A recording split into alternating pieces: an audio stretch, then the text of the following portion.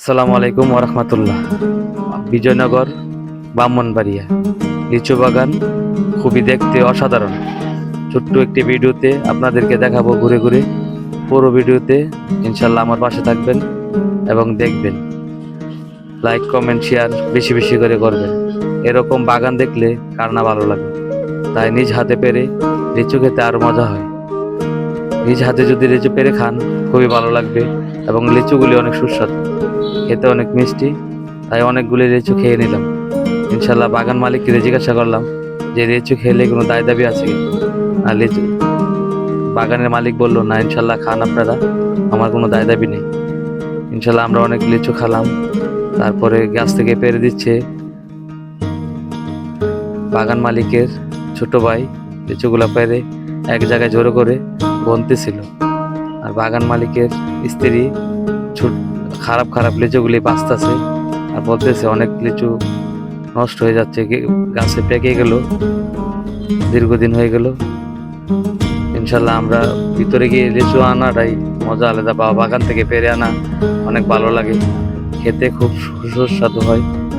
লিচুগুলি খাওয়াতে অনেক মিষ্টি, গাছ অনেক মশলা দিলে ওনার বাগানে গাছ বিশাল বিশাল গাছ, অনেক গাছ। লিচুগুলি অনেক বড় বড়, সাইজে অনেক বড় বড়। বাগান মালিকটি অনেক ভালো ছিল, তাই আমরা নিজ হাতে পেরে অনেক লিচু খেয়েছি, কিন্তু উনি কিছু বললেন। তাই ইনশাল্লাহ ঘুরে ঘুরে আপনাদেরকে বাগানটা দেখাচ্ছি, দেখুন কত ভালো লাগে। এরকম একটি বাগান কার না মন চায় যে একটা বাড়ির পাশে একটি গাছে এরকম লিচু ধরবে এবং পেরে পেরে খাবে। এরকম চিন্তা চেতনা সবারই মধ্যে আছে, কেউ লাগাতে পারে কেউ লাগাতে পারে না। তাই ইনশাল্লাহ চলে গেলাম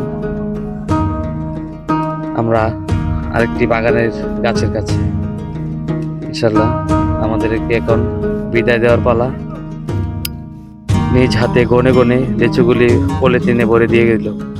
একজনে 200-300 করে লিচু নিয়ে আসলাম এবং অনেকদিন পর খেতেছি। লিচুগুলি খাওয়া যাবে, লিচুগুলি একদম টাটকা, ফরমালিন নেই, ফ্রিজে রেখে রেখে খাওয়া যাবে। তাই বেশি করে নিয়ে আসলাম বলে খাবো।